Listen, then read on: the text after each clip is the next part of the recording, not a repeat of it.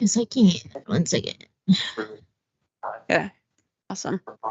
And if you're looking for the meeting materials, Esther would have sent an email fairly recently with all of them.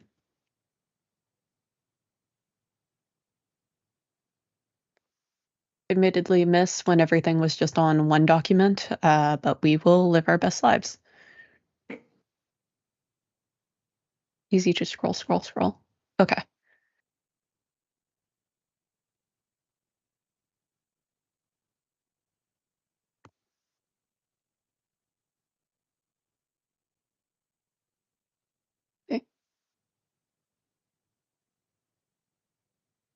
That is the wrong agenda.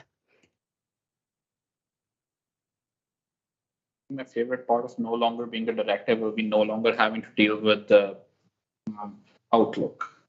Because I just ignore my university email.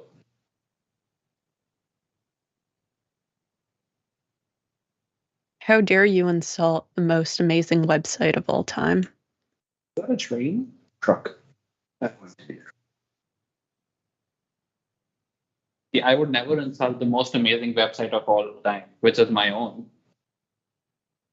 Yeah, that's I guess I have a conflict of interest there. Another thing that it has news or something in it, doesn't it? Or what's the URL? Oh, it's just a very basic webpage. There is nothing fancy on it. Okay. That I visited it and it messed with my guys. No. If you can hear me, clap once. Clap. I didn't hear that from people, but anyways, okay. Hi, we have quorum and we have the agenda, so I call this meeting to order at 6:03 p.m. So can we get approval of the agenda? Okay, I'm just going to take that by consensus, unless there's anything anyone would like to add or subtract to the agenda. Okay, hearing none. Pursuant to Waterloo Undergraduate Student Association Policy 50, the Board of Directors acknowledges that the University of Waterloo is on the traditional territory of the neutral Anishinaabe and Haudenosaunee peoples. Our organization is operated on the Holdeman Tract, land promised to 6 nations, which includes 6 miles on each side of the Grand River.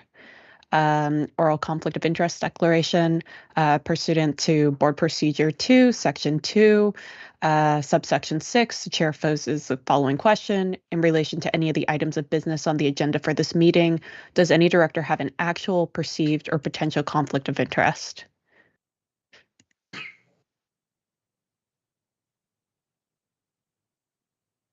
I'm just going to ask for clarification right now from Matt Risser.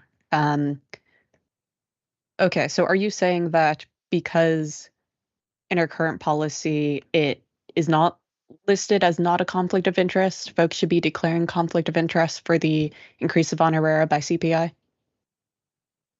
I would say that anything that would affect the general rights of board members or privileges of board members would not put individual board members in a conflict unless there's a policy that's extant that would decide otherwise. Okay. In that case, I will make the sort of interpretation of chair that for the honoraria motion, by simply being a director and rerunning, you would not have that be a conflict of interest. And I would say, Steph, that it's up to every individual in these kind of instances to decide whether they feel they're in a conflict. So if people feel they want to withdraw, then that's up to them. Okay. Would anyone like to announce a conflict of interest for that motion or any of the other motions within the public agenda?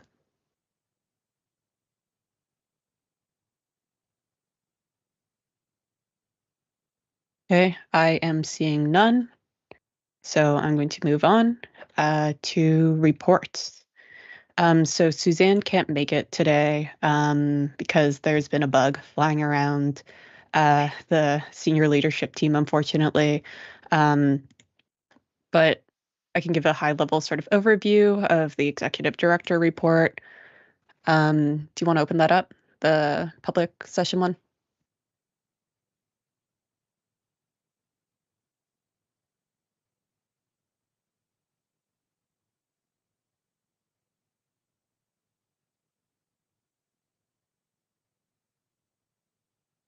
Okay, just some high level things to point out right now. Okay, so Chasko Masabi is scheduled to come to tender next week. Bunch of things are happening with the strategic plan for the SLC. Other interesting things, publications committee met, and they reviewed the draft for the 18-month strategy for the future of publications.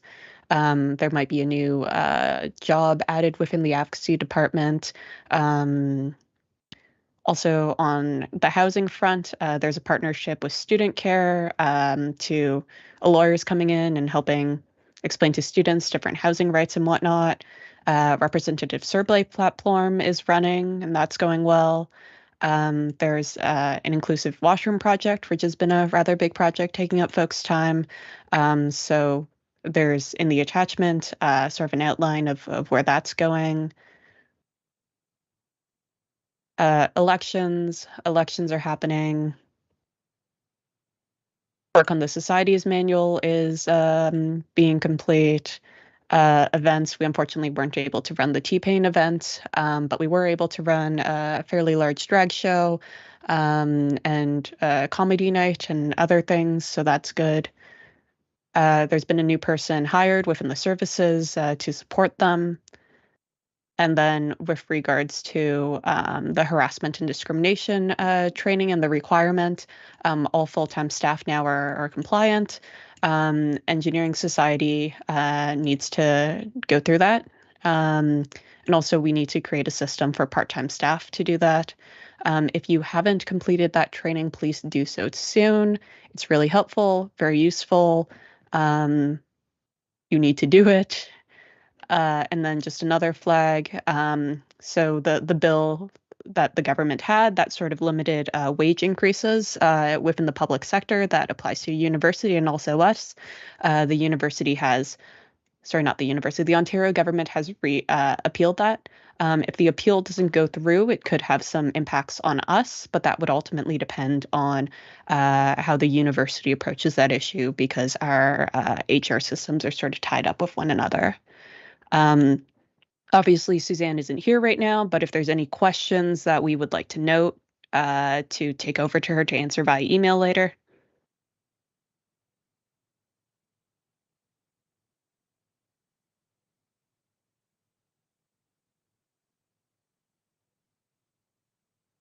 Okay, I am seeing none, so we'll move on to the officers' reports.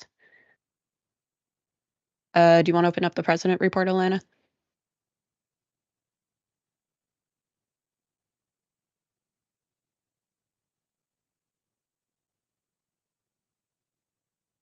Okay. I tried to be very detailed in my reports to provide enough context if you want to read it alone, but just because there's going to be regular students sort of watching and reading, I feel it might be important to sort of go through things. Yeah, so draft policy manual. Board has received a draft policy manual that our governance consultants, Richard and Hughes, are working away at. So we spent the last 2 Saturdays providing feedback on this policy manual draft. Senior leadership team from our staff has yet to meet, but they will also be providing feedback. But the general idea is at a future board meeting, will we receive a policy manual that has been edited with our comments from Risser and Hughes.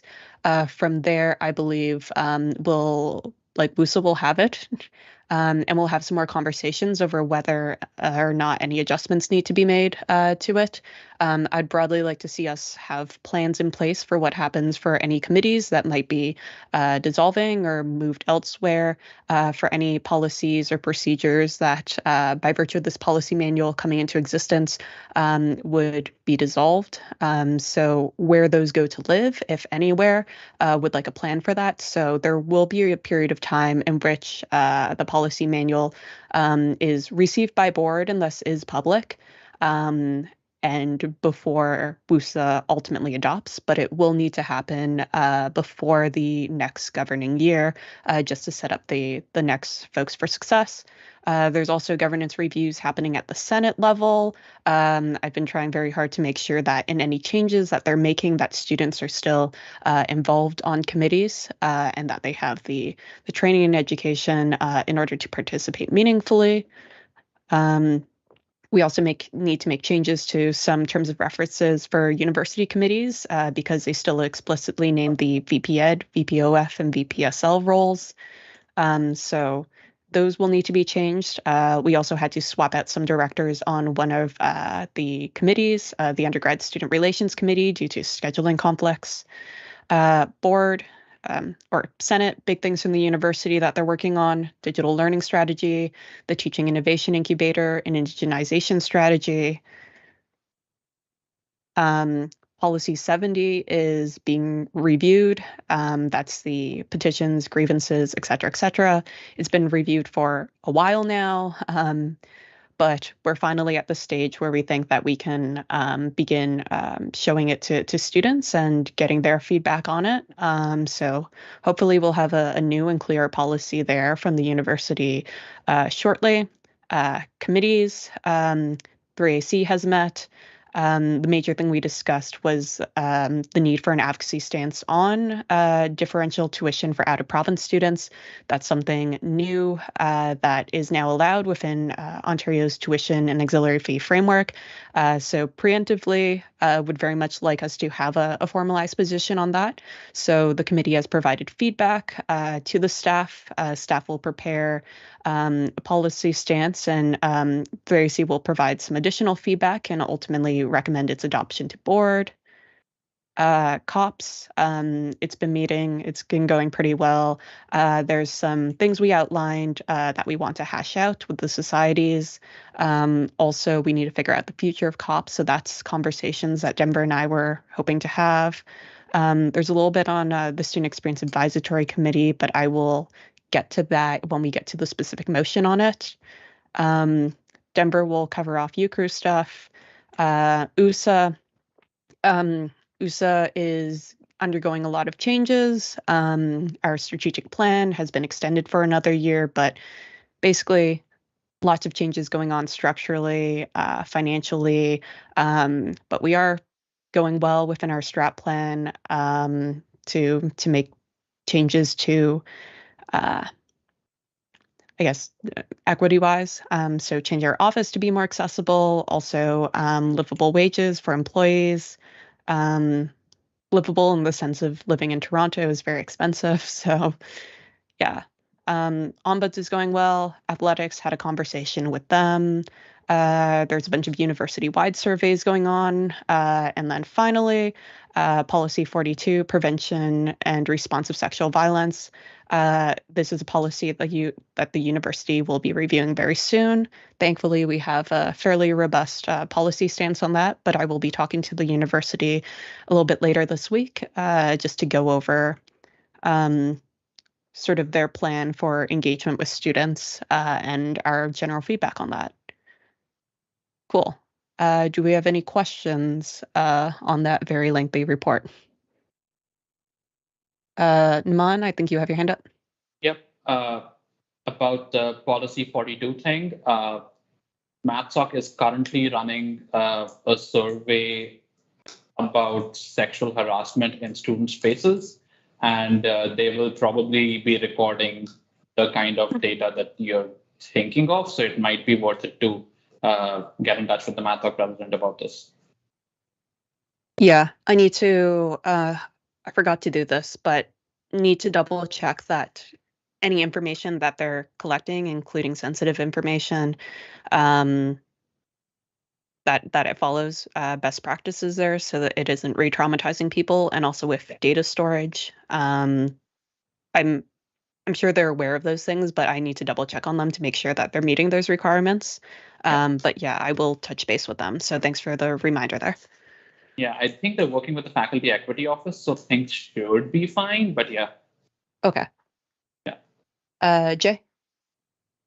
I remember we approved a budget for the welcome week for inviting like a senior to the Waterloo, and you said that that thing is postponed. Like, why is postponed? So by the time we got around to approving the funding there, and sort of moving ahead, the artist had already signed on with someone else. So that date was booked ultimately. But we didn't pay him or No. pay the singer or anything, We right? didn't. Okay. We didn't pay. Okay. So yeah, we had like my understanding that we were just partway through the stage of almost signing agreement, and then we ultimately couldn't end up signing the agreement. So we haven't spent any money on it yet. There's a possibility that we can use the artist for another time, but there's some reevaluation going there, just given capacity and a whole bunch of other things. So if you would like the relevant director to speak to that, like either by email or next meeting, I think No, that it's might make fine. a little bit more sense. It's okay. Thank you. Okay.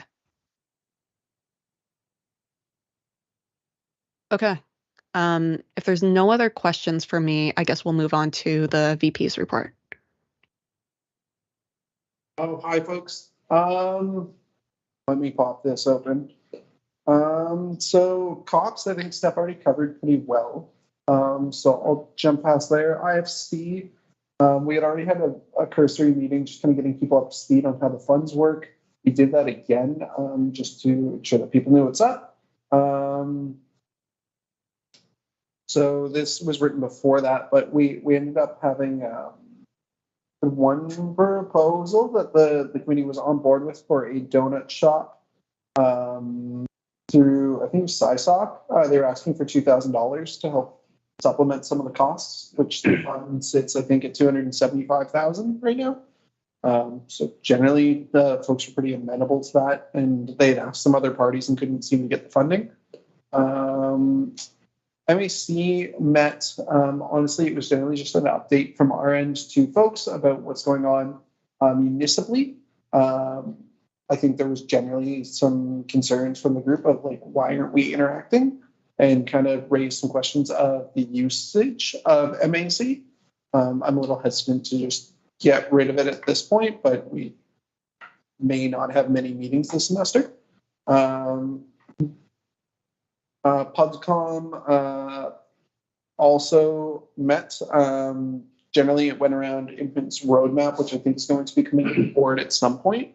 I don't know how long. They just gave us an initial draft that went for folks to give feedback on. Jen, I don't know if you had any thoughts on it.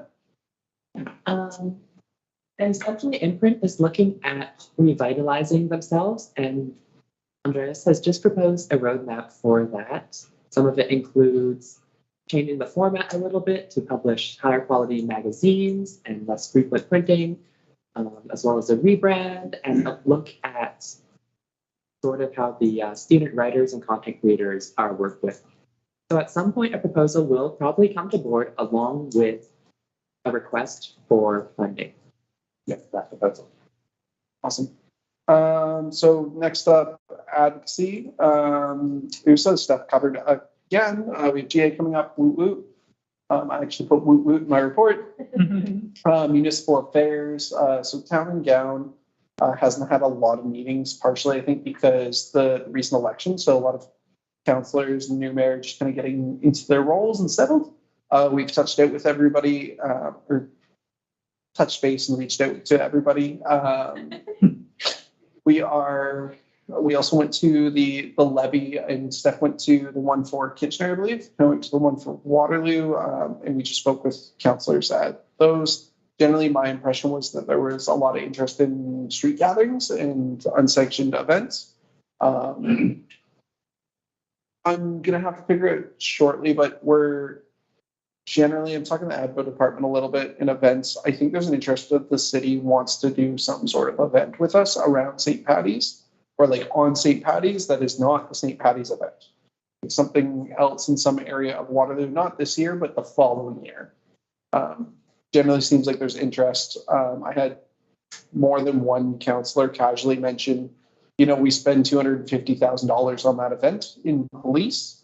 We would love to spend that some other way.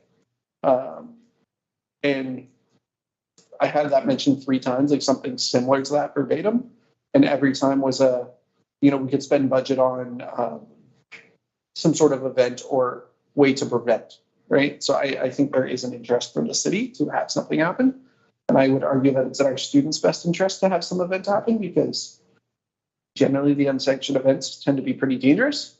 And I think we should be protecting our students where we can. Ideally, long-term, that's something that would suit the city as they would just run. I think they're more so looking for like seed expertise, less so than seed funding. Federal affairs, UCrew has been a hot mess. We had our lobby week. It was not as good as we wanted. We had, I think, 15 lobby meetings total across everybody, which is half of our minimum target, which was 30. So not great there. The thing that we're trying to figure out now is generally I just came off the UCrew meeting, so if I'm a little hot and bothered, that's why. It was not great. A number of the schools are looking at CASA as a possibility. I actually met with someone from CASA this week and talked to them about it as a possibility. Hypothetically, you get a two-year free trial with CASA. I would bring it up at our next meeting because February 16th is our cutoff date if we're going to go down that route. But I'm going to give the benefit of the doubt to UCrew for 2 weeks. Somehow I've been roped into creating a budget proposal for them to figure out how they're going to get budget and staff. And if they're not, I think there's a really good chance we're going to start putting eggs in CASA's basket and move away from that. Obviously, that'll be a conversation for the board in the direction-wise. But I think generally, if UCrew can't start to get things sorted out, it's a sinking ship. I know that's a really pessimistic view. So I will take questions on that at the end. Generally, other things to note, policy manual, I think folks all know, but generally it's been going pretty well. GR was touch base.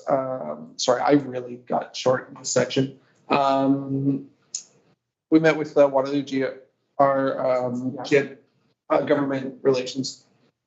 Generally, they were just, honestly, it was mostly Steph. So I didn't comment too much in this meeting, just because I think Steph has a little more relation and previous experience with folks.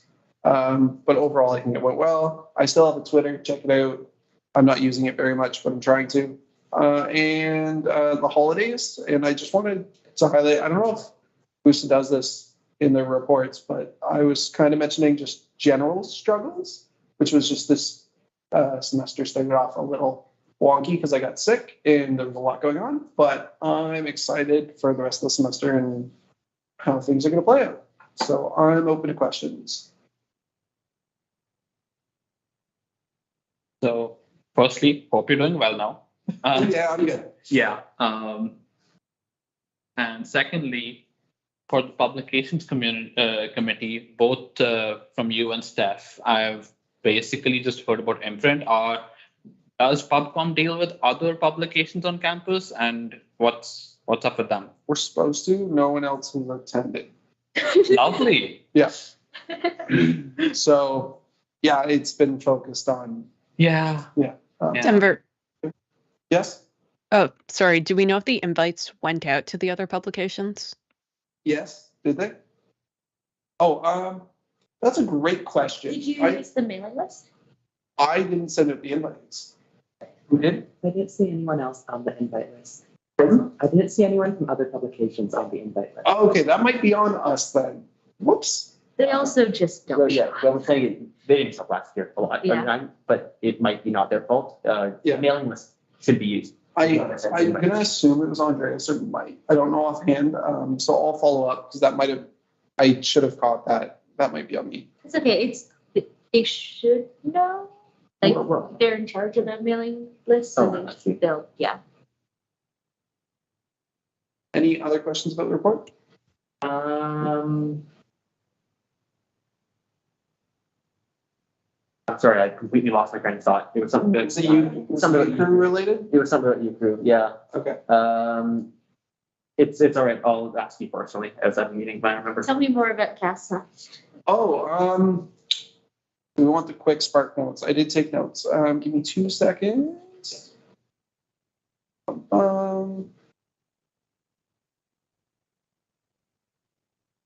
I'm so sorry, folks. I'm just looking for the document. Easy in, easy out. It's right on the website. Too many tabs. So my document says why CASA. CASA is generally better connected. UCRU got, I think, 15 lobby meetings. CASA got, I think, 150 and met Justin Trudeau. Ah, okay. So generally they're doing better. I don't think they've ever done that well in the past. I think they were really set to get that set up. And normally there's a split between us and them a little bit. And there wasn't because we booked way later. They early booked us and they booked their lobby week the week before us or 2 weeks before. So they didn't snake us, but we snaked ourselves. So that explains that a little bit. I don't think there's a huge, but generally the issue with CASA and the biggest downside, I'd say from WUSA's perspective, is that it's generally very expensive. Membership fees are $60,000 plus about $20,000 estimated in AGM costs because there's 4 of them and they want you to send 2 delegates to each. Wait, what do you mean 20,000 estimated? In travel because it's a Canada-wide group, so you are flying to every AGM. Like flying, staying in a hotel, yeah, and there's 4. Is it 60,000 flat or based on our number? Flat, I believe. Okay, interesting. So generally it's a little expensive, I would say is the issue. If we signed up, we would get a 2-year free trial, which is pretty good. We would want to do that obviously in a space where WUSA's advocacy is comfortable to make solid recommendations. So I don't know if we would want to join this February 16th or like next year type deal and be a little further out of this, like the weeds of governance and how advocacy looks. So it might not be strategically for WUSA the best time to even do that. I was going to flip through their governing docs. I haven't. They also have 1 school, 1 vote. So that's why it's an issue for us, is because we're one of the larger orgs. They do have some small schools and colleges involved. So we would, generally that's an issue. There is a little bit of fail-safe Mackenzie was explaining, but I didn't super understand it the way it was explained, but essentially it's the small schools can never like pull a coup because there's certain governing documents that are partially based off like membership of total members, so students. Okay. So there's a few spots that we would actually have more pull, but generally we don't. Especially not in advocacy direction. Before we get super into this, I think a lot of this would make more sense as sort of a briefing document, because I know that we're not sort of on the same sort of level to understand the history of UCRU and CASA and what they all involve or whatnot. So maybe we can save this stuff for a little bit later when we have those items on the table. Yeah, honestly, Steph, I was going to bring something in to our next board meeting, assuming UCRU can meet before it. Okay. So that way I can have more information to bring to the table. Okay. Yeah. Sounds good. That answer your question, Stefan? Okay, cool. Any other questions about the report? Anyone online? There's no online folks up. Okay, cool. Question. Jeff has a question. Denver, about the St. Patrick's Day stuff, do we have any rough timeline, or is it all very exploratory at the moment? Sorry, for like a next year St. Patty's stuff? Yeah. Really rough timeline would be get a general direction and sense of does WUSA want to be involved from a staff end? By the end of the year, I would leave a little bit of a package for my successor and guidelines, have some conversations with them, and then leave it with them as to how they want to address it. I think generally, if they were to do something, they spend a lot of the summer getting the big pieces sorted out, any agreements with university or university, city, whatever, and then they would spend the next 6 months events planning and working with the city. It's like really loose timeline, but that's how I imagine it would probably look. Gotcha. Thanks. Okay.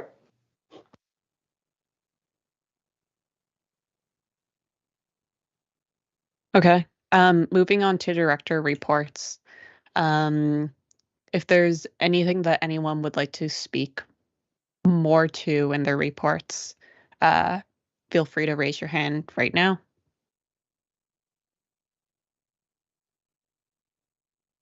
Oh, wait, never mind. I mean, it's a confidential session. Okay. I'm also noting a number of you have not filled out these reports, so please try to do so. They're important, although I understand that there is probably some overlap with some of what Denver and I do. But still, it's an important exercise to demonstrate to students that you are engaged and you are doing your work, and for other directors to know what you're doing as well. So please fill those things out, or I will have to smite you. I don't really know if I have any power to really smite you. I guess the board collectively smites you, but yeah.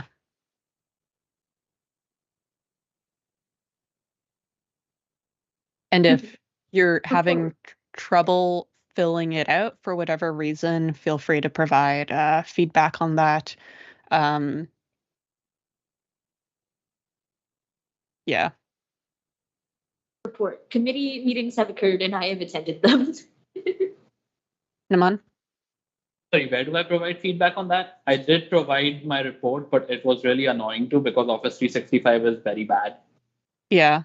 Just send an email to Matthew and I guess. Sounds good. I will do that. Dowd? The next finance committee meeting is next Thursday, and it'll be the first one since last fall. So can I update my report after that meeting? You would just update it in the subsequent director reports. Right. Yeah, and we might need to explore when it comes to the committee reports if it's just specifically the chairs for the internal committees or the leads sort of summarizing there, and then we focus more on the ownership consultation activities or the external committee assignments for this, because I can see that there's a little bit of an overlap with some of what I reported and what Naman reported for some of the committees. Okay, cool. If there's nothing else, then we will move into approval of the minutes from last meeting. So were there any errors with the minutes that folks wanted to flag?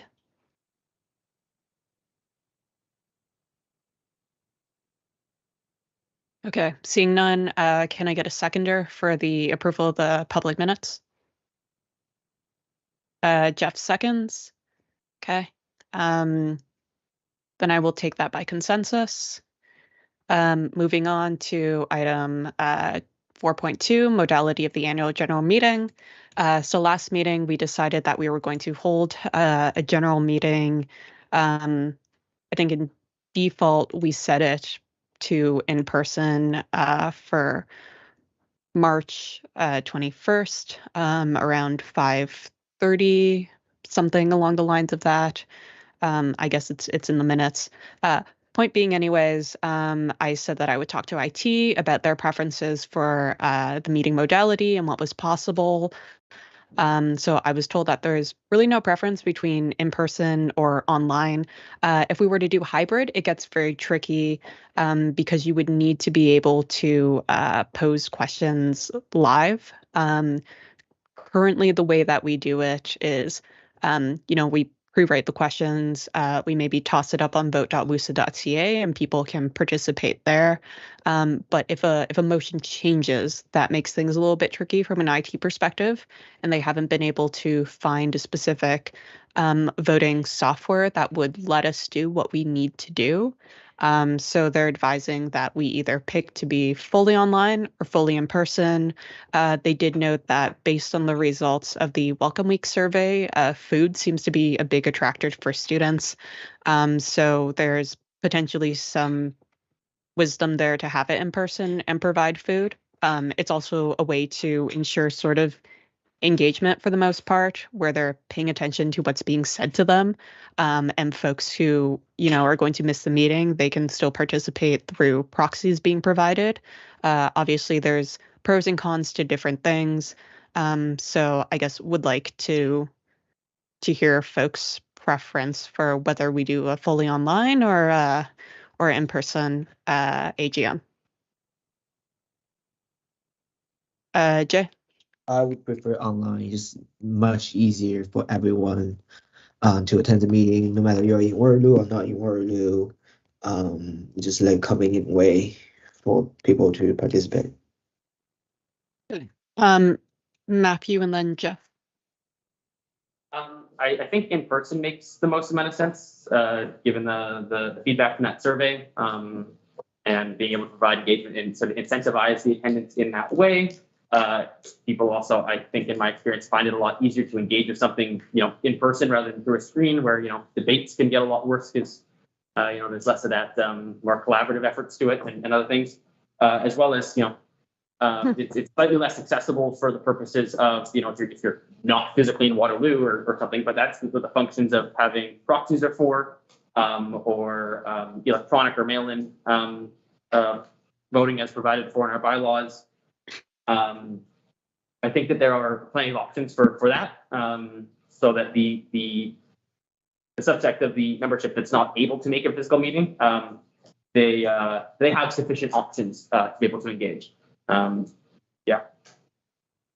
Naman, then Angela. Yeah, I would be curious to know, because I have only ever seen online general meetings for WUSA, and pretty much every single time the biggest problem has been, oh, we can't get quorum. I remember there being this one meeting where we waited for half an hour to just get quorum, which is stupid. So I'm wondering if in-person meetings do any better in this respect. I have not attended an in-person general meeting, so I don't know. Sorry to answer my question. They generally don't necessarily do better. Quorum has dropped down a little bit, but what mostly happened in the past was we had all these seats arranged in the Great Hall.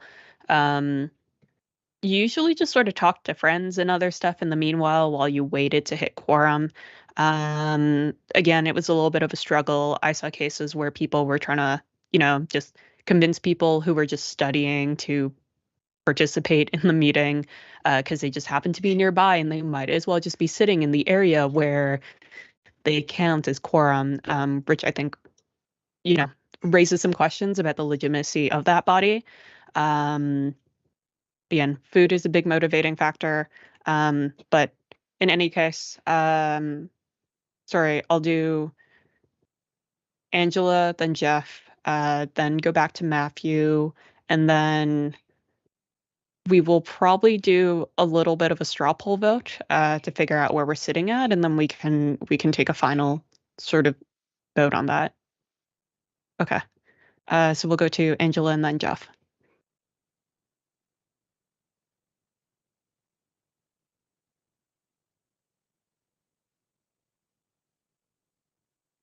Angela, if you're talking, you're muted.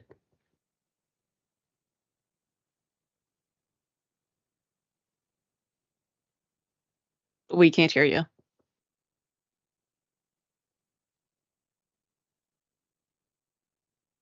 Okay. Maybe Jeff, can you speak in the meanwhile? And then I will be the vessel for Angela. Sure thing.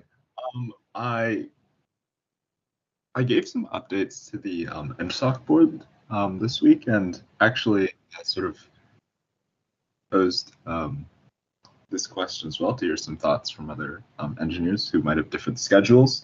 And the general consensus was that whether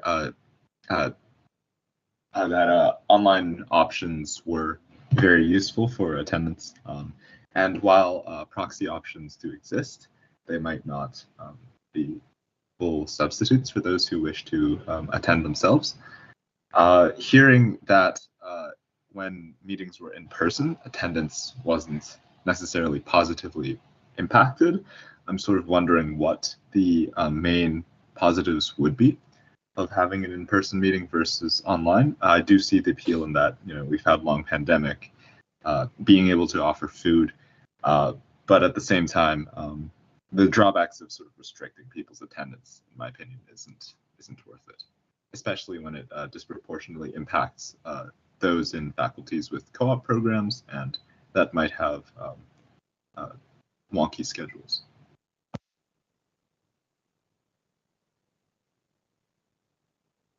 So Angela just is asking a question of someone who can provide the pros and cons of each.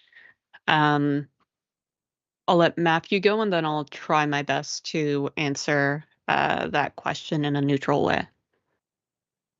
Yeah, the thing I just forgot to say earlier about my reasoning for my preference for in person is noting last year, we had a lot of GMs, they're all online, and we consistently had a huge problem with the chat on our online platform. Do we have the chat on? Do we have it off?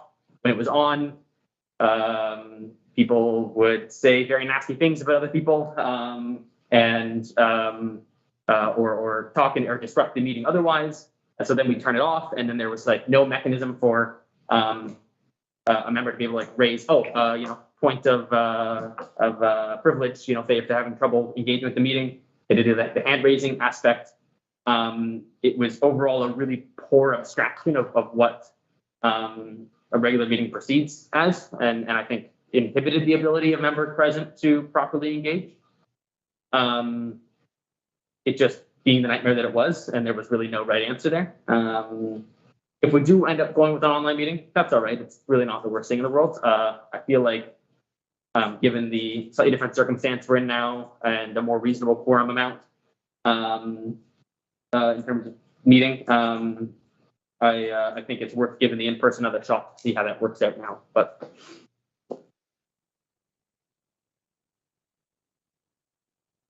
okay. Yeah, just my pros and cons. I guess more so with in person, it just has to do with being able to gauge the audience more generally as to whether or not they're understanding, but also whether or not they're sort of paying attention.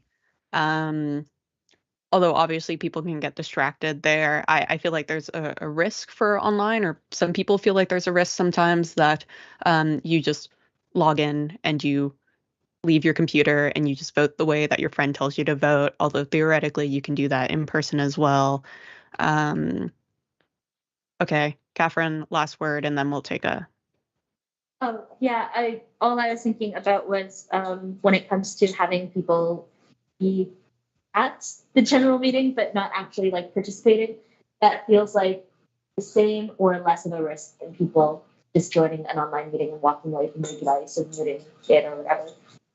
So from that perspective, I feel like in person is still the more reasonable thing to default to, but I definitely am a little bit on the fence between the two options.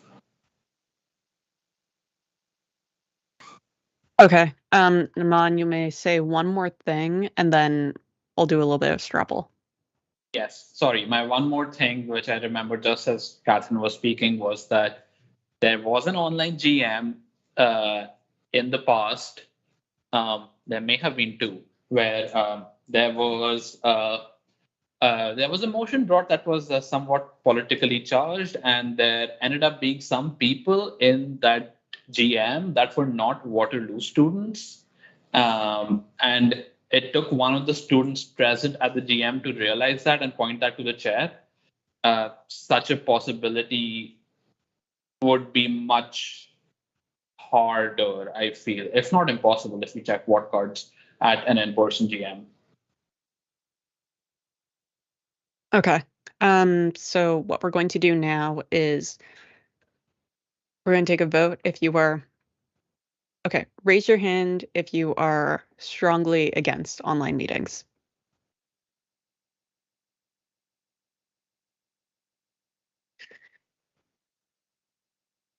Okay, I see 3 hands up.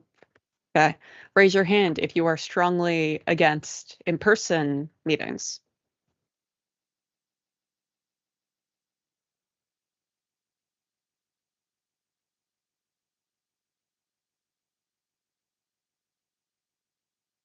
Okay, raise your hand if you are completely 50-50. Sorry for shirking my duties. Opinions are hard.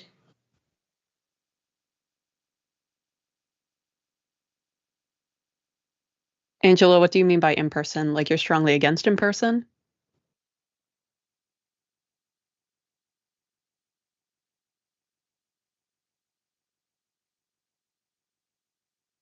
Okay. Okay, so we're just gonna pick one. Okay, so we're just gonna pick virtual as a thing that we are voting for. So the motion on the floor is going to be motion to hold a fully online, to hold the upcoming GM fully online. And if you vote in favor of it, you are voting in favor of online. If you vote against it, you are voting to default to in-person. Okay. Oh, sorry. I also need a seconder to that. Second. Okay. I saw Marie's hand first, so we'll use her hand. But okay. So everyone in favor of an online meeting, please raise your hand right now.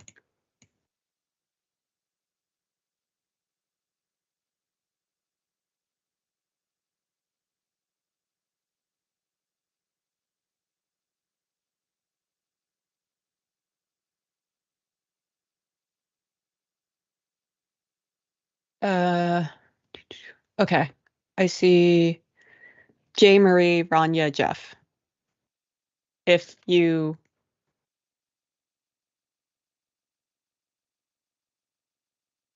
okay. If I missed your name, whoopsie doops. Okay. Everyone against holding online meetings, please raise your hand.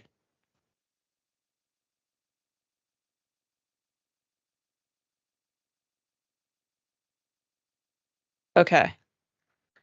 I take it as okay. Anyone abstaining?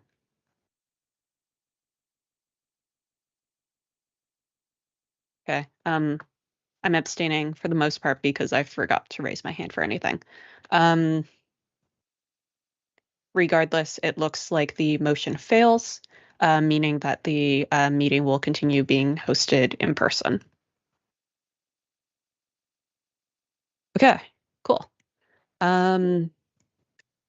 Moving on. Okay, increase of the officers' compensation directors honorar by CPI.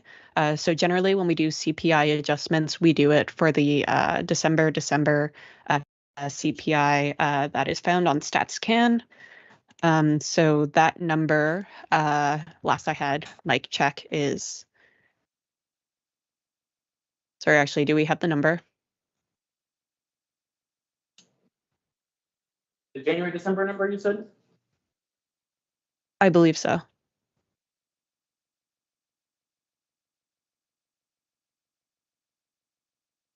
Or Mike sent the number to us earlier, double checked.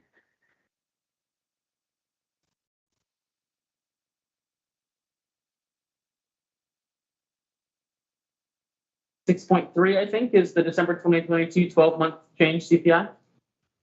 Yeah, it was like 6.285 or something like that. 6.3, sorry, I said the wrong. Yeah, so round to that, yeah. Wait, I'm going to have Mike recheck just because I know that it was a different number, or at least the one that WUSA voted on, which should theoretically be the same number, was like 6.7 or 6.8. there was a 6.8% increase, was the 12% from November. Or the 12-month one from November.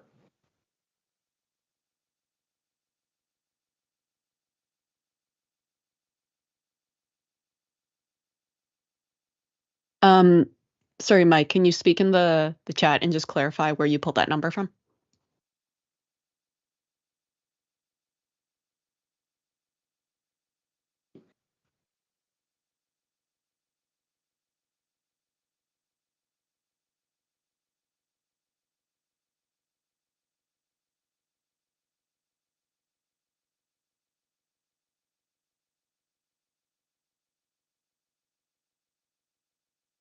But is 6.8 the correct number? Like, given what we have historically done?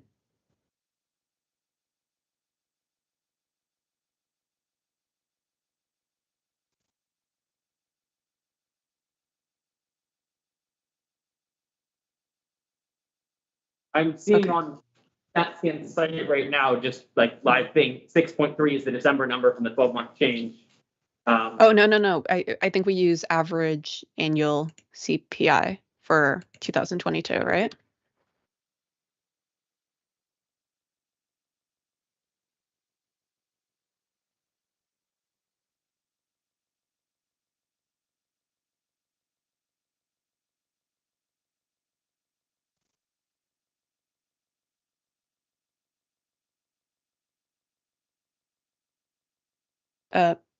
Mike, if you're speaking, you cut out.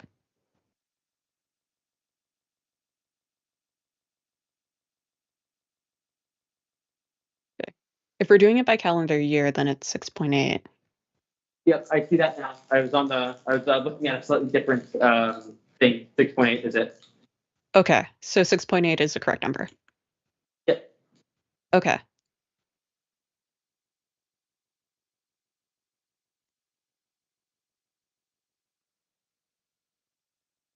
Okay. Cool. Okay. So I'm going to motion to increase the officers and directors honoraria for the subsequent governing year by 6.8. Do I have a seconder on that? Naman seconds. Okay. Do we have any discussion on that item?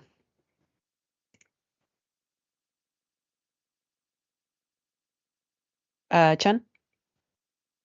Does this take effect immediately for hearing? No, next governing year. Yeah.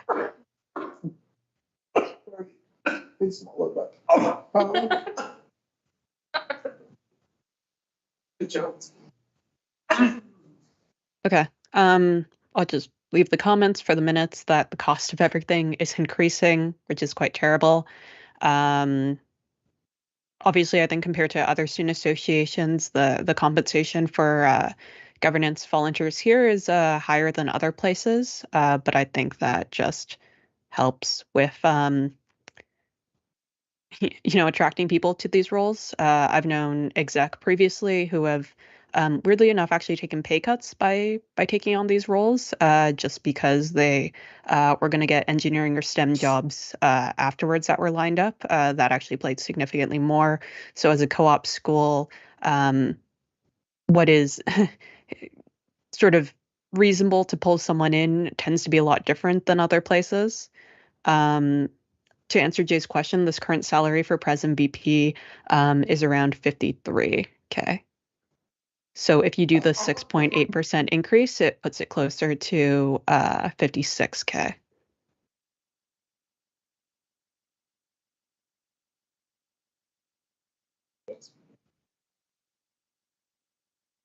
Okay. If there's no other questions on that front, or I see Rania unmuting. Okay, Ranya's leaving now. Okay. Okay, then we'll just take a vote on that. So everyone in favor of increasing by CPI, please raise your hands.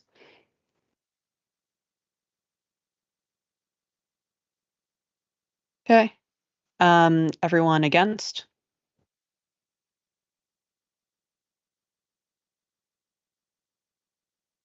for purpose of the minutes, Jay's just saying yes here in the chat because his raise hand function doesn't work. Okay, anyone abstaining?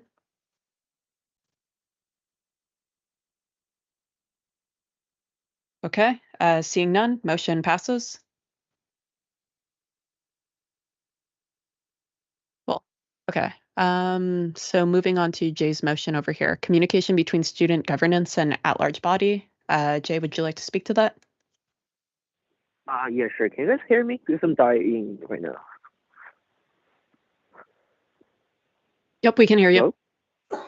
Oh, okay, perfect. So this is a legacy item from the previous council. I think it's like 2021. It's a July 2021 item I brought up to the council. So basically, there's no communication between the council or the board now, between the governing body to students. So students basically have no idea what we are doing right now. They have no idea what we have discussed tonight or what we have done in the past few months. So my idea is that we should communicate through like medias, like imprint or Instagram or Facebook or whatever channels, to tell students what we have accomplished. And maybe we can also talk about what we will discuss in the next board meeting, of course, for the public session only. I just wanted to bring up this motion and hear you guys' opinion on this. Steph, do you have anything to add? Because I'm working outside right now, so it's not very convenient for me to talk. It's very cold. Yeah, I can comment a little bit, and then I'll let Rania speak. But yeah, so Melissa's actually here to speak a little bit to what staff have been doing and what the plan sort of moving forward is. I see here that you don't necessarily have a specific ask or item. Would I be correct in assuming that you just want to address this problem, but you're not sold on a specific solution? I would say we have like a solution for these items. Currently, there's no solution for it. It's okay if we can. I would say I would rather have a motion for this item instead of like offline. Okay. What I'm thinking we can do, and we can again, we're gonna Melissa will communicate what's been going on and what the plan is sort of moving forward. And if board wants to bind us to a particular action, we can. But one thing I think might be helpful is if we put this as a reoccurring item on the agenda to talk about hey, what have we done to communicate to the at-large body, any changes or updates we made, just so that it's always on mind. It's something that we're talking about, because I think we're at a better place than we were at the beginning of the year. Things have been admittedly a little bit slow, but I do understand the frustration from the average student in terms of hearing what's sort of coming out. Again, I try and do my best with my reports or whatnot, but I understand that that's not necessarily getting to all students. And the Reddit sort of the requirement to go through different approval bodies to engage and answer questions with students have been a little bit of a barrier with me. But again, I'm working through them, and I would like to host a question and answer period on Reddit sometime after the election, just to provide some context for students. So I'm working with staff to organize that. But in any case, I'll let Rania say one last thing, and then we'll go to Melissa, and she can explain what's going on the staff end, okay? Yeah, I think Steph already touched on the things that I wanted to mention. Like she said, there has been a lot of discussion going on Reddit. I think one of the things is that although our meetings and all the information that we discuss is alongside the structure of the organization is available on the website, I don't think it's that accessible, especially because of the use of a lot of jargon that maybe the board would understand, but not, let's say, an average student to understand, especially because they may not really have the time or the energy to go through like really long documents or to find it. So I definitely do agree with Jay's point about making it more public and accessible through, especially through like imprint and Reddit, because those are the most, I think those are the two most points of communication with the students. So yeah, if we could just kind of create some sort of informational video or something like that for students, and also outline our achievements like Jay mentioned, I think that would be great.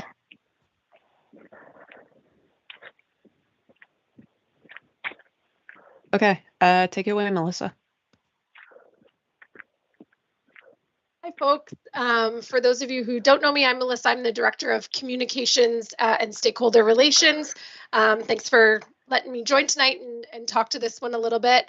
I think this is certainly a conversation we've had over the years when it's come to engaging students in the work of council or different bodies within WUSA, and obviously now with the new structure, how can we do that in an engaging way, in an accessible way, as you said, Rania, with students.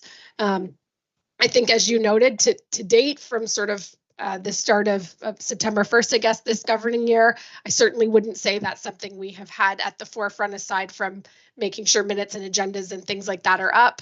I know we've done some intro to directors and trying to get students updated a little bit on the structure and what that means, and some storytelling with you folks, but I definitely agree that we've got some more opportunities to hopefully build that in as we get the governance things figured out for the coming year. But I think it definitely makes sense to have a bit of a plan to make sure that we have a systemized way for the ownership to get updated information on what the board is talking about, important decisions and conversations that the board are having. And so I think as a short term, and when I've sort of had this conversation with my team, I think sort of one of the first things that would make sense for us to look to do is potentially some sort of a monthly update, whether that's sort of an online newsletter looking update, whether that's a story, however we, sort of pull that together to try and pull out the key pieces that we feel like students would really be interested in knowing or important for them to know, and put that in a way that isn't them having to go through, as somebody said, sort of all of the specific jargon that or how things get decided, but sort of make that a little bit more student friendly.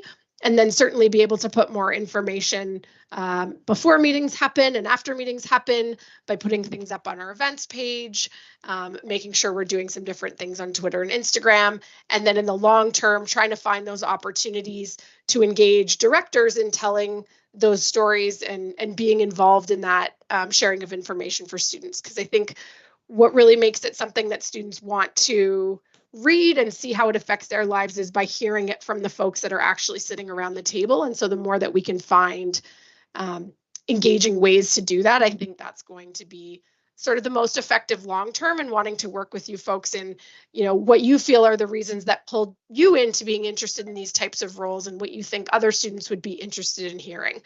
So I think for the short term, our recommendation would be look at doing some sort of that monthly update, newsletter, storytelling, that kind of thing. Make sure we're publicizing a little bit more when meetings are happening, when those agendas are up for those folks, and trying to do that summary, sharing a little bit of that on social so students know that it's there and available, and then looking at some longer term strategies for the coming year in how we can do more of that storytelling and bring in more of those long-term pieces.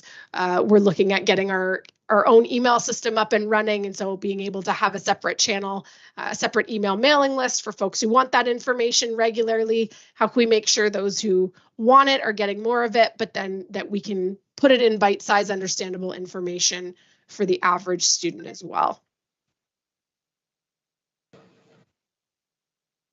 Cool. Okay, I see Jeff's hand up next, and then I noticed that Jay put a 1 in the chat. Can you see our hands in here? I forgot you existed. So myself and them on had our hands up for a little bit. Okay. I think I've had mine since like the beginning. Yeah. Oh, okay. I'm really sorry about that then.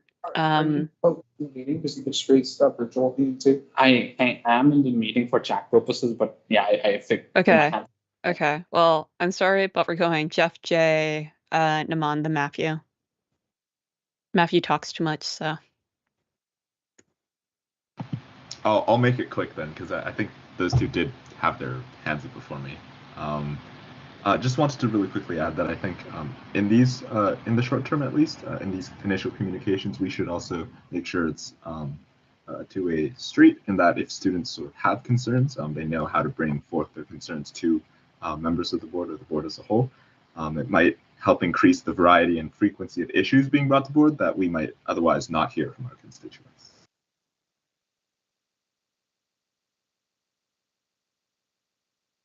Jay? Hi, I just want to know the timeline for each step, the immediate step and the long-term step. This is a question from Melissa, by the way.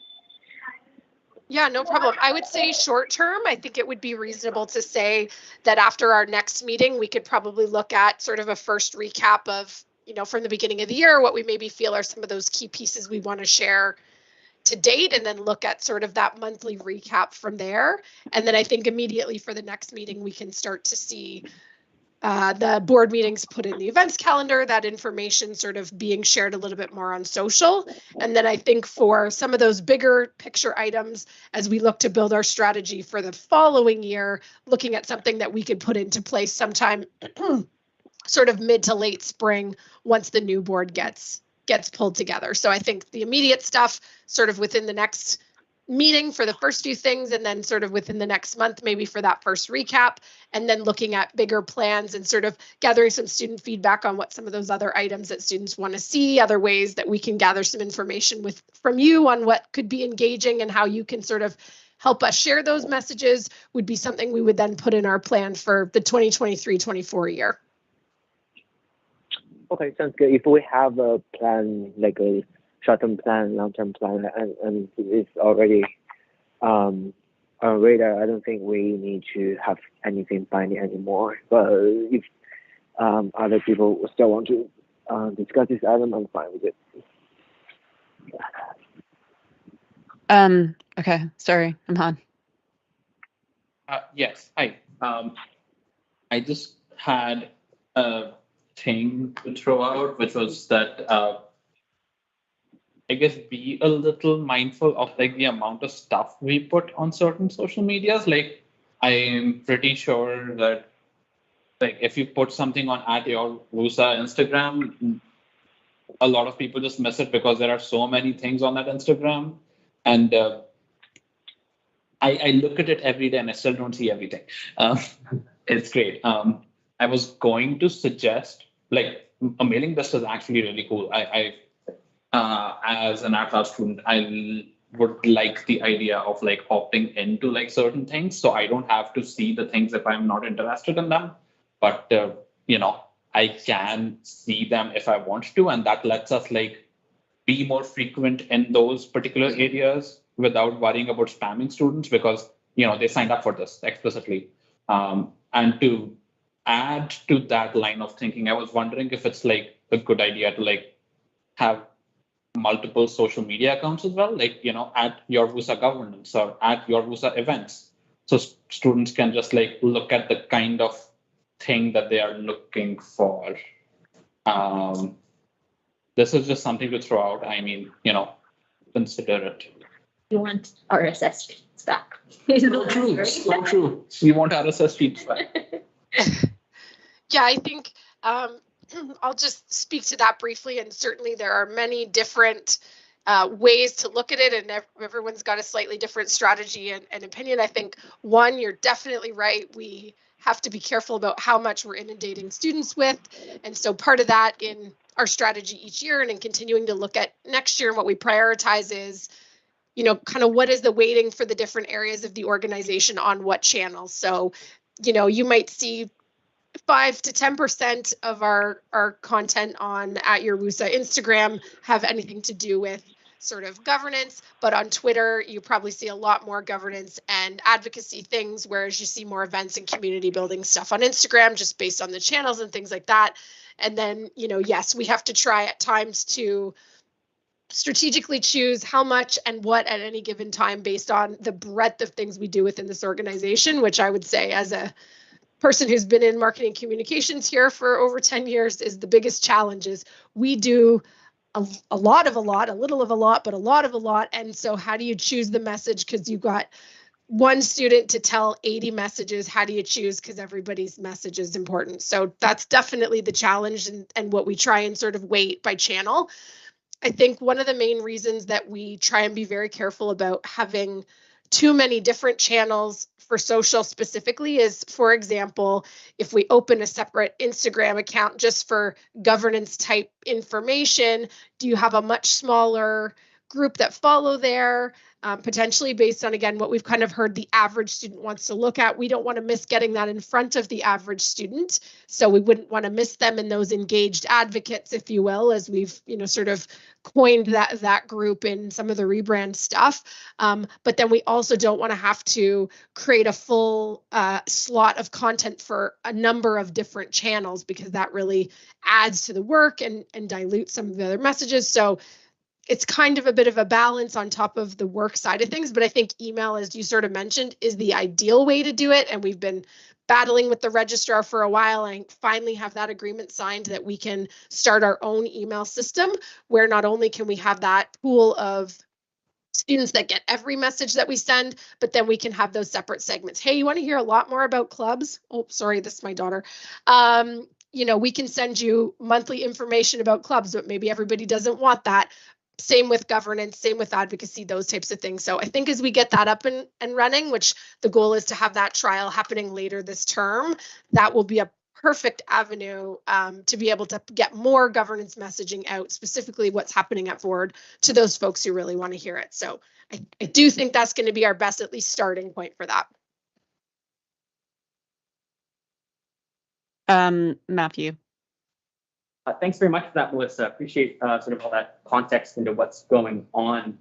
Going back to sort of the governance level of this sort of thing, I'll just note for everybody that in our draft policy manual coming forward, our 90 new policies, it is going to be a responsibility of the executive director to ensure that there's a workable mechanism for the board to be able, for the governance people to communicate with the ownership, and the ownership has to be informed on these kind of things. So that will be one of the things on the books as being one of those operational delegation-y things. So I don't think we're in a position where we need to pass anything new. That is coming. One thing though, Matt Risser, in that sort of sense of having that communication with the ownership and having that be an operational task of the staff, what is the sort of day-to-day or general role of directors in facilitating that as the people that do the governance? Is it really that things are just being made off of the materials are just being made off the minutes of the last meeting and sent out, or is there a more active role that governance level students are going to have to take to support governance communications in sort of the ideal system under these policies? Thanks, Matt. I'd say that no, there really isn't. What's common in sort of public-oriented boards, and I would include WUSA in this, is some sort of board highlights, or lots of municipal councils will do council highlights, and clerical and comm staff will take that directly from the minutes, independent of directors, and they have the channels to make sure that it gets distributed widely to the public. Some instances, and I do this myself as a chair, you would get a president's monthly update in addition to that of something very succinct. I pick 5 things a month that I think are strategic and important for people to know that they may not otherwise get from other channels, and take that, and that can also have a decent uptake. And other than that, it's just the day-to-day communication stuff. I would say there's a difference between communicating, which the basis of which is just to provide information, and actually engaging or consulting. And even on that basis, you would differentiate between the ownership and the consumers.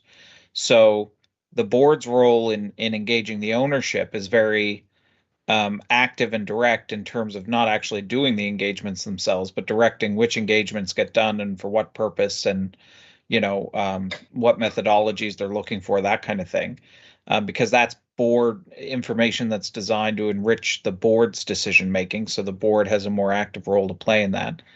And then in the consumer aspect would be more staff driven, like are people satisfied with the services or the commercial operations or the way things are run. Now that would probably trickle up to board as information from staff in an overall sort of aggregate fashion of reporting. So in terms of the three instances, and board members are always empowered to communicate with their constituents as they like, right? But that's a much more that's not there's a difference between an official communication that comes from the corporation on behalf of the full board that's based on board decision making and decisions made versus me as an individual director communicating with my constituents more informally, which nobody's prohibited from doing, right? So, you could build an individual following if you want, but that's more of an individual thing about you as a representative and what you're thinking. And those things tend to happen a little bit more informally in conversations and things like that. Does that answer your question? Oh, I see Steph's got a hand up. Is that for me, Steph? Kind of. I'm just thinking more of like, so I guess something that like I'm stuck at, and I don't know if it's because I'm like primary spokesperson of the org or what, but it feels like a lot of my communications on WUSA and my updates on board business, it feels like there's an expectation that it needs to go through our regular communication channels and get checks. So I find it sort of difficult to be engaging the way that I want to, and I want to be more openly accessible and whatnot, but I'm also trying to be mindful of, that processes exist. And whatnot. So like, would it then be inappropriate if, say, Jay were to make his own Instagram channel and say, hey, I'm Jay, I'm a director, here's my summary of updates? Like, is he allowed to do that? I would say unless you have a policy that says he's not, it all comes down to what you've collectively determined, right? Yeah. And I guess my question to Melissa then is, in my mind, that's something that WUSA would prefer going through Stacy or whatnot. Like, am I correct in that interpretation? Like, is the preference for that not something like that probably not to happen? Sorry, we're having an extraction over here.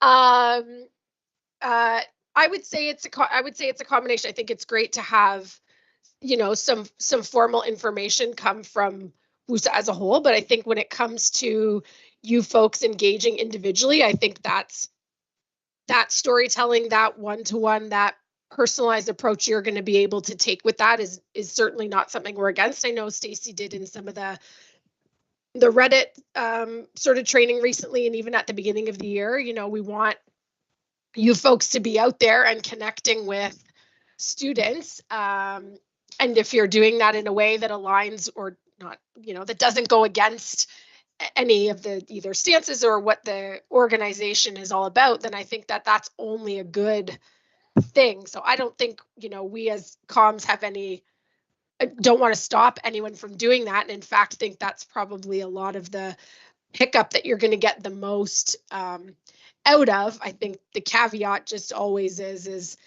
to be careful how you do that or how personally you maybe bring some of your own outside of I can't think of the right word to use, but just being careful that none of that other things don't seep into that would go against what the organization kind of believes in or our mandate is, kind of thing.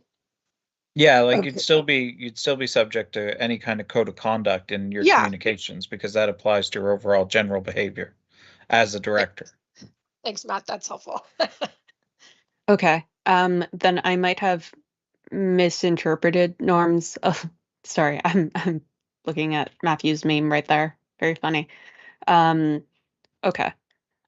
Just thinking right now in terms of next steps. I think like Melissa's heard our feedback and whatnot, and she can come with sort of a more outlined plan for when things are going to occur. I think I'm going to leave it as sort of a reoccurring agenda item to have a conversation about what we've done re-communications, because I think it's also some things that have to happen, just in how we organize our documents, not necessarily on the communications end, but I have some involvement there. I imagine Mike and Esther do too, so we can provide some updates sort of there to folks. I also think that I would sort of like to distribute a survey to different directors to see what their ideas are, any questions or whatnot. I might just be projecting onto people, but I know that I've felt very confused at how I'm allowed to communicate or whatnot. So it might be good to have a conversation sort of there. I would argue in the long term, again, it probably warrants having like focus groups and relooking at WUSA's communication strategy, just because my perspective as an individual student and the students I've spoken to, it's a little bit off, I think, in terms of what students are hoping to see. But I don't want to tie our organization to doing a large scale project right now. I think that's inappropriate given that we've already selected our battles to fight and the timelines. But I will broadly say for Melissa's purpose that that's probably the direction that it needs to go going forward. Relooking at that might happen next year. Who knows? Depends on what their priority are. I can't promise a written outline for the planned communication method. You can pass a motion for the executive director to ensure that gets done, which in hand gets passed to Melissa, or Melissa can say yes and you can take her word for it. Oh, what I mean, like reading is just like what Melissa talked about, like the short term and long term. Just make sure that thing is documented. That's it. It's not like a very formal thing. Maybe you can add stuff what I sent you, sort of, which is what I spoke to, if you want to add that in the minutes as or however, as sort of those things that we're committing to right now, and then that we'll be looking at for the coming year. And then I will just say, and won't get into it, but can share it another time. And again, Steph, I think doing a review of it makes sense and sort of updating that information, but we do have lots of different touch points from over the last number of years where we ask students, what do you want to hear from us? What do you want to hear from us, and what channels? What's most important to you from us, and all of that. And so I'm sure none of you would be super surprised to hear. And again, it's probably because it's not what the average student understands fully and engages in, but the governance stuff and often some of the advocacy stuff falls to that lower level. And your things like clubs, events, jobs and volunteer opportunities, those things consistently come to the top. That doesn't mean those other things aren't super important and they don't know when they need to know those things and want that information when it's relevant to them. But when asked, that is a lot of the things that sort of top of mind students tell us they want to hear about from us. And so a lot of that weighting and the way that the messaging is and how we divide that is based on research and information we've asked from students in different touch points, surveys, things over time. We did a lot of that through the rebrand as well. And so I think definitely after the last couple of years and where we are now, it makes sense to revisit ways to build that into a number of the different surveying and data collection things we've got over time. So we'll definitely do that. But happy to keep the group updated and to commit to those short-term things and work towards those longer-term plans. Yeah. And I don't know, correct me if I'm wrong, Matt, but maybe in terms of how students want to be communicated with and what they expect out of their governance could be a ownership consultation type project.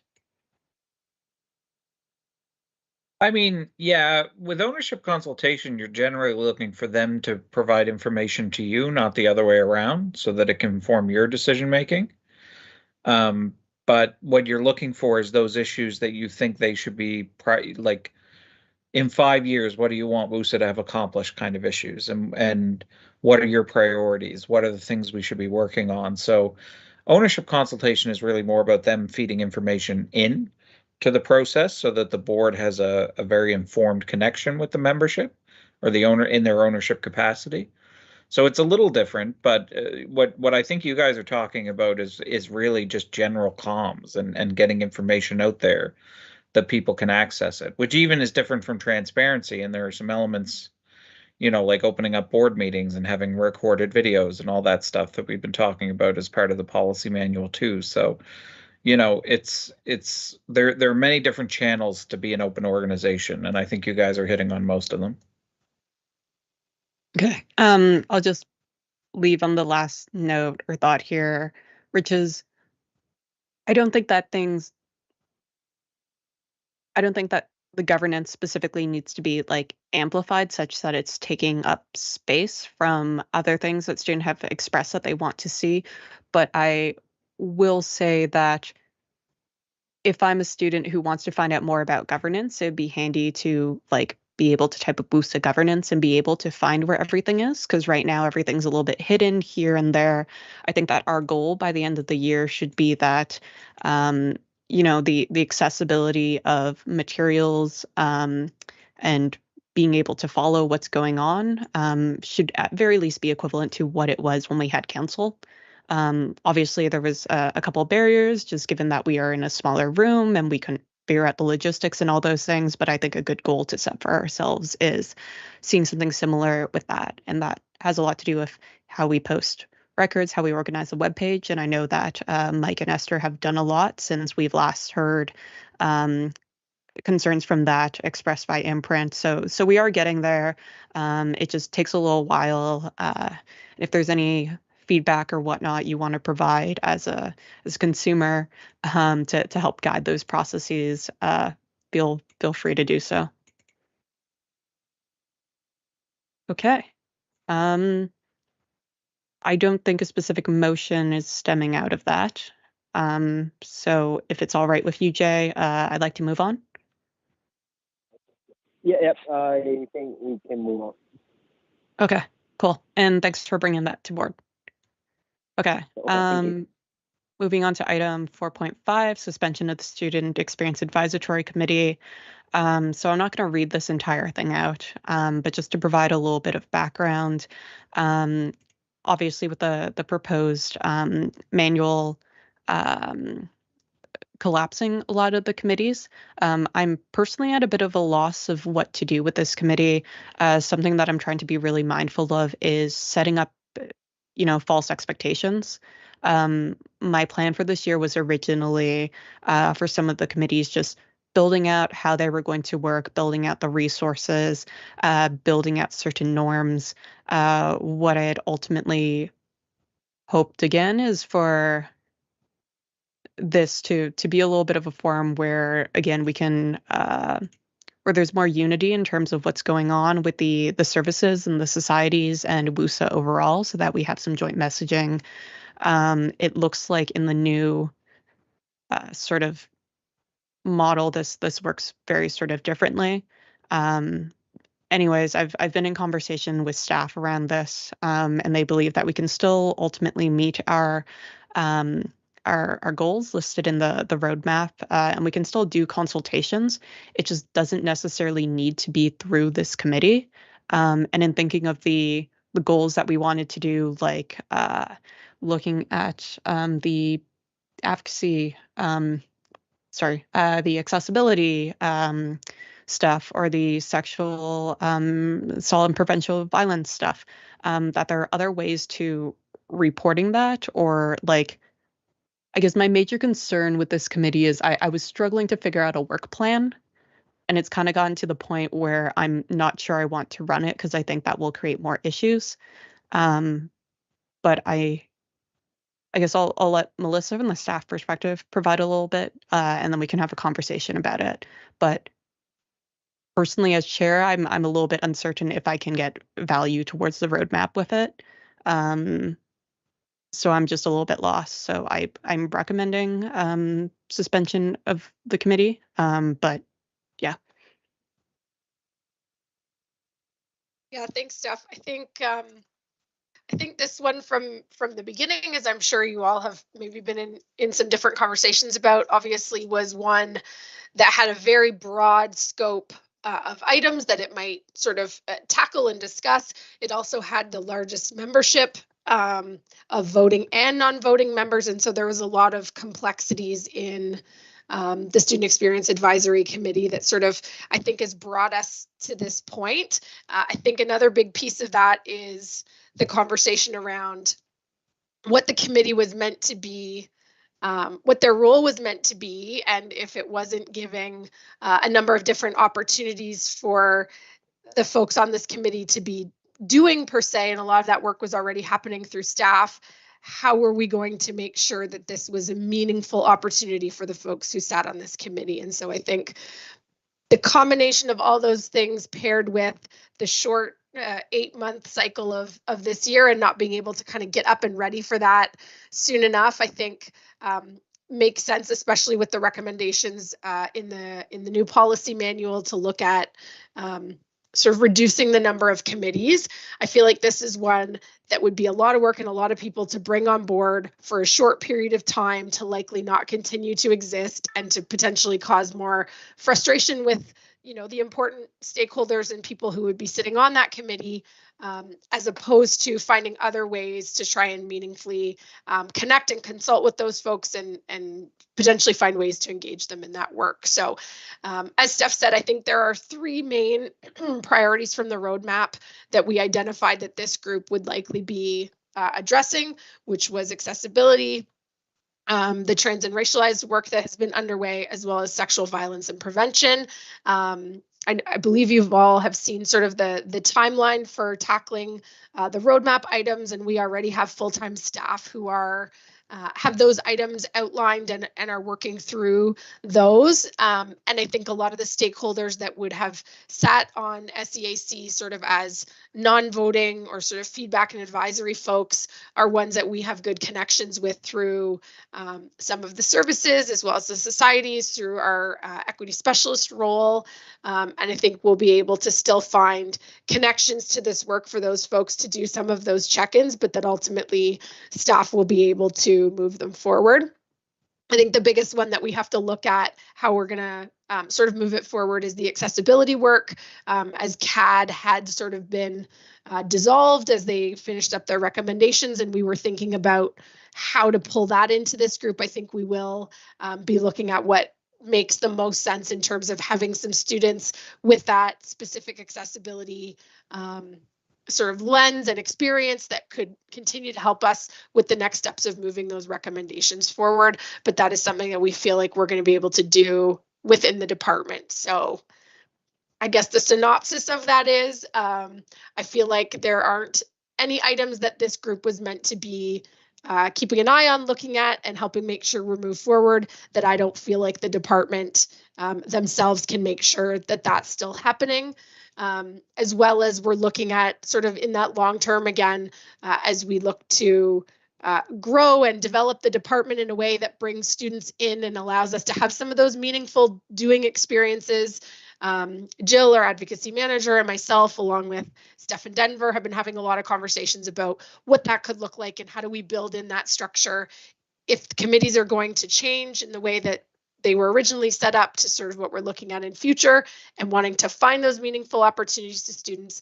I think, you know, in the next few months, certainly by the end of the term for you folks, we hope to have a bit of a plan for what we think that could look like to make sure that students are still having a hand in advocacy work, not only you folks in setting that direction, but also that opportunity for passionate folks to be able to have opportunities to be involved in the doing. That helps, Steph. Does that give you what you need? I think Denver wanted to say something. Yeah, I did just want to mention for this one and for folks to consider is, and I was a little confuddled with food, so I might have missed this, but I don't know if there's conversation around just the thoughts of the folks on that committee, the perception there, and then also the question of other committees that might be in a similar boat. So just wanted to raise that as a discussion point, folks. I think generally this is probably a good call. If we don't see utility, we don't see utility. But arguably there's a few other committees that could fold in the same way, and I don't know if we should be recommending them at our next board meeting. Matthew's hand is up. Namon's hand is up. Am I able to go or? Steph, you're muted. Sorry, what was the last thing you said? That I said? Yeah. Matthew and Namon had their hand up. Oh, sorry. Brain is very fuzzy today. Matthew, then Naman, then.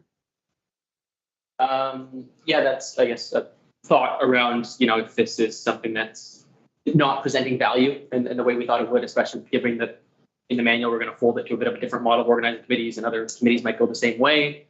I guess, do you see that the value that these committees are supposed to achieve under our plan, is it that they can't so much do so because they're in a position not to, or they're not going to, and should we be looking to an alternative way to achieve those ends, or do we think that those ends that are just not going to get achieved? Are you asking me? I suppose, because you brought it up. Okay. I mean, like committee by committee basis a little bit, but it's hard, especially because a lot of them really realistically started this semester with 3 or 4 months to achieve a whole lot. Just in that I'm seeing a little bit of a I think the committees were set up around bigger items. So my experience right now has been a lot of just like training people how the committee works. So I don't suspect them being utilized until, sometime like meetings through February, late February. And then you're setting goals that basically have to end in March because people won't, February, March, people won't be available for the tail end of April. So like only really, really short turnaround goals. And I personally haven't seen a use that align with committee yet. Okay. Aside from like IFC with stuff on. I see Steph's hand is up too. As well as Simon. Mon, do you mind if I give an answer and then go to you and Chen? Go ahead. Okay. Yeah, I mean, I think Denver and my experiences with the committees differ sort of a little. I'll say specifically when I was proposing the committees, I was really trying to address the whole sort of thing of, hey, there's students who have really good ideas on how to solve problems on campus. They're really passionate about it. I want to develop sort of think tanks to work on these problems, to bounce ideas off of. Unfortunately, I am finding in some cases that it's really a hit or miss. Sometimes you end up with committees that are very engaged, other times less so. So I guess in addition to providing space for students who had ideas, it was also just, here's a centralized place where you can receive updates on items of this front. And like that, like anyone working within this area can have a conversation. And like now that I'm thinking about it, like I guess one of the biggest sort of struggles was you would have an idea that would get tasked there. Like it seems like it goes a lot of sort of back and forth. In terms of just like who approves what, and if a committee approves something but board doesn't like it, then that creates like a whole sort of weird thing. In any case, I think how to solve some of the problems going forward. So for stuff like 3AC, I think that committee still needs to exist in some shape or form. I don't think it necessarily needs to be a board committee. I think that our charter says that WUSA has a duty to coordinate and organize different groups on campus. So I think our role there is facilitation of conversations, and we can use that group to inform, say, the president's work or the director's work doing that way. But it doesn't need to be a board committee because it doesn't necessarily, feed into the work of board, right? It doesn't assist board. That group technically doesn't need any voting power if each person is doing their own thing, but we do have a responsibility to have a forum, right? that applies less when we talk about municipal advocacy.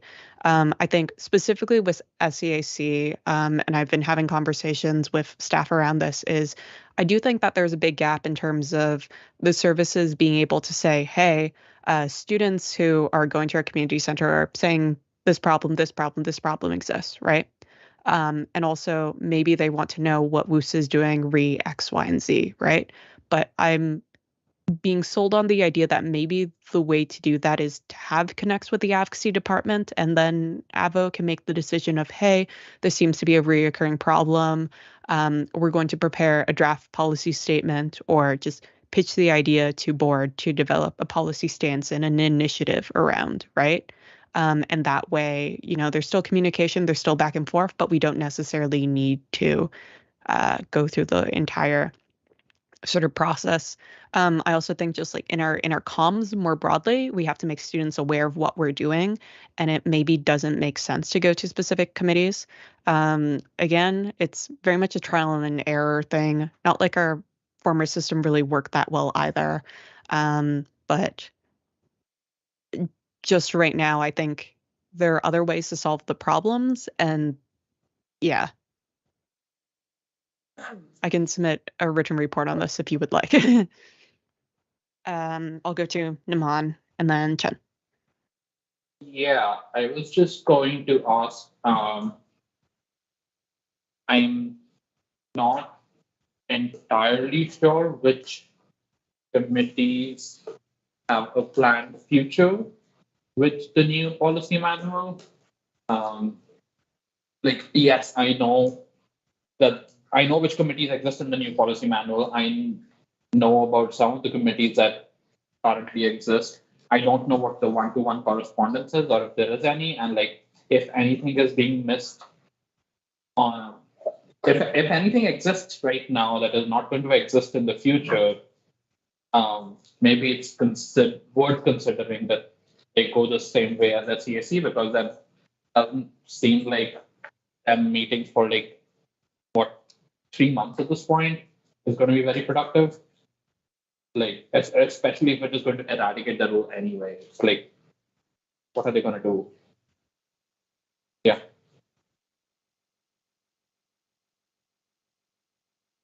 Chen? I was curious to see if we have any. What would you say to the at-large students currently on the committee? So I guess they probably have some thoughts, considering that it hasn't met yet. Yeah, that's entirely fair. I'll be honest, I don't know.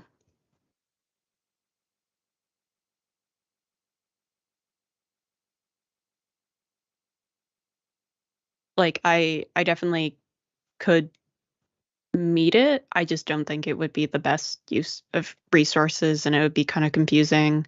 I mean, my other proposal was just you take that group that was supposed to meet, you just sort of have them meet each other and talk about stuff going on campus and share things, and it doesn't have any specific authority to go ahead and task board to do anything, but at very least then me as president, the directors who are involved in this committee can at least have a conversation with the societies, with the services, and with those at-large students.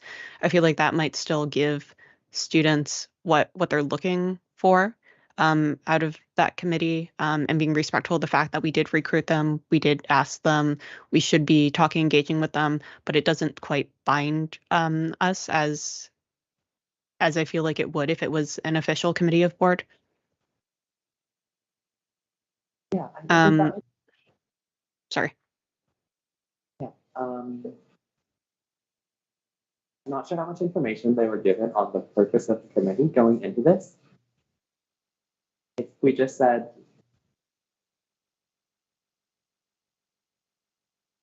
I think it would be good for us. Yeah. Okay. Naman, then Catherine. I think Catherine had a hand up before me. You want to go first? Okay.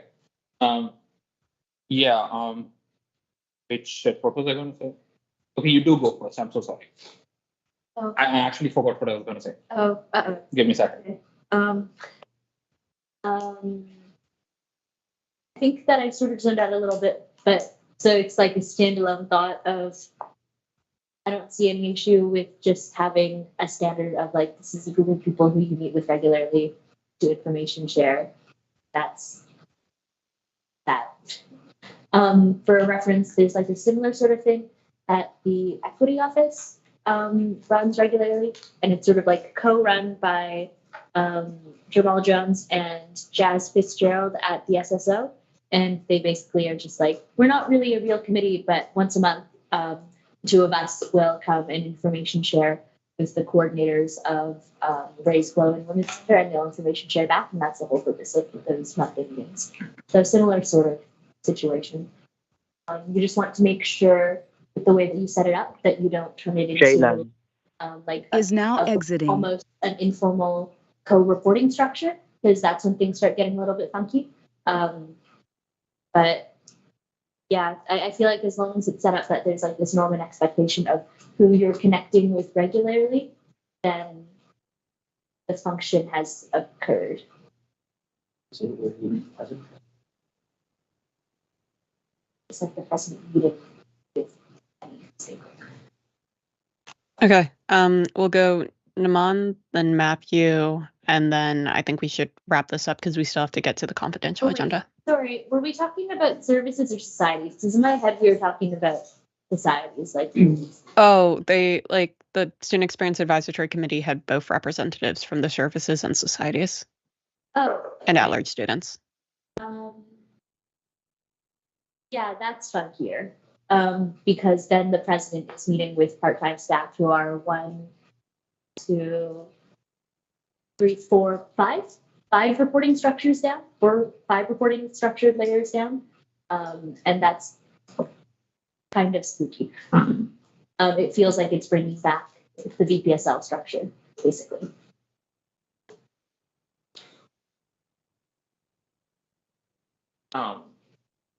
Should I go? Yes. Okay. Yeah. I was just wondering, there was something said about it being a group that meets up regularly as opposed to a committee is less binding in some way.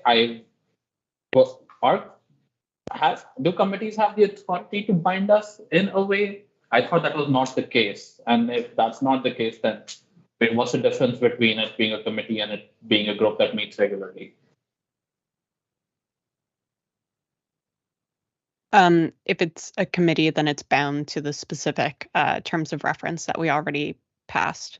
It's less that like the committee can actually task board to do anything, but I think it gives the sort of semblance that they can. Like if I was a regular committee member, I would probably think that it could do that even if it couldn't, per se. You want me to weigh in? Yeah. So a committee, unless the board's given it independent authority, which I don't generally recommend, really has no decision-making power of its own. A committee, though, is struck by a board or a striking authority who creates the committee to advise that authority or board. So the difference between just meeting as a group of students versus meeting as a committee is a committee could not dictate to board what board must do, but a committee could advise board on what it thinks it should do. Whereas a group of students wouldn't have any formal authority to put, a recommendation on your agenda or anything like that. So a committee could put a recommendation on your agenda, but you could throw it out. An informal meeting of students really couldn't have the authority unless a director picked up their idea and ran with it to put anything on your agenda.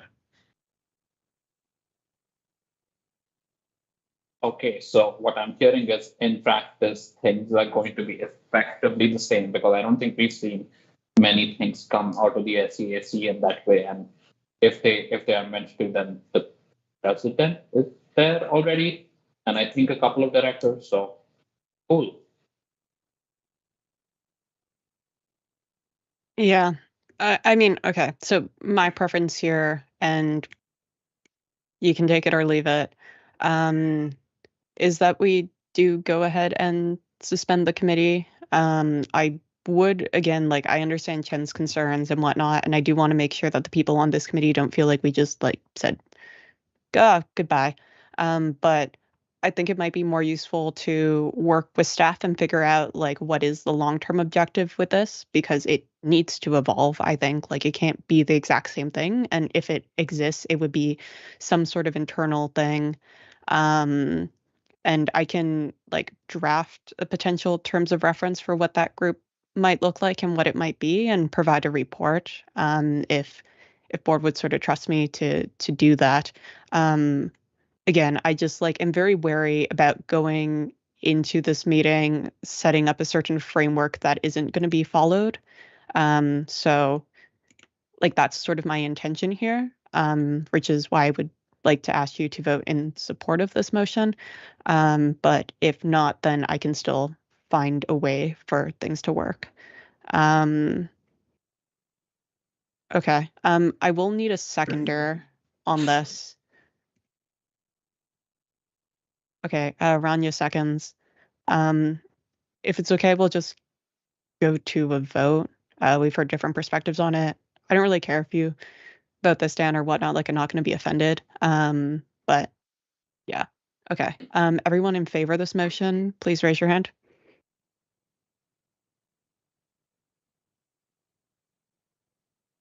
Okay, everyone against this motion? I am. Oh. Sorry, I just wanted to say I'm in favor, but can hit the raise hand button. Oh, okay. Everyone against this motion, please raise your hand.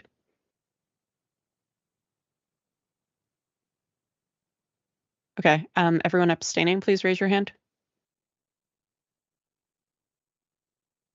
Okay, so the motion passes, and I will provide more sort of information on what goes on there. Moving on to other business. Do we have any other business?